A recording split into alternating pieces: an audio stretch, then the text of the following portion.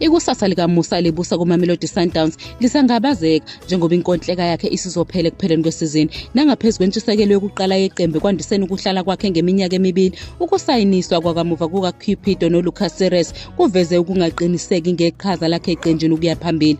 uLebusa neminyaka engu-32 usekulungela ukusayina inkontileka yokuqala nelinye iqembu, yize kukholakala ukuthi uncamela ukuqhubeka ahlale neSundowns. Kodwa izingxoxo zenkontileka zifike kwangqingetshe. Imithombo engaphakathi iphakamisa ukuthi uyaqhubeka ehlonishwa yiqembu lezobuchwepheshe kanye nabaphathi beklabhu, kodwa inqubekela phambili esivumelwaneni esisha imile. Ngaphezu kwalokho bekubonwa njengesivumelwano esizoshesha ukufika emaphethelweni. uLebusa usehlale neSundowns selokhasiwa ku-AS Cape Town ngo-2018. Udume ngokudlala amaphakathi emuva nangokwesokunxele emuva. Usedlala imidlalo engu-22 kuyona yonke imiqhudelwano kule sizini, okuhlanganisa nemidlalo engu-11 kuBetway Premiership nemihlanu kuCAF Champions League. Ukubamba iqhaza kweqembu kwiFIFA Club World Cup kungenza okunye ukubaluleka esimweni senkontileka yakhe, njengoba uLebusa kubika ukuthi uzimisele ngokuba yingxenye yesikwadi esizodlala emqhudelwaneni womhlaba.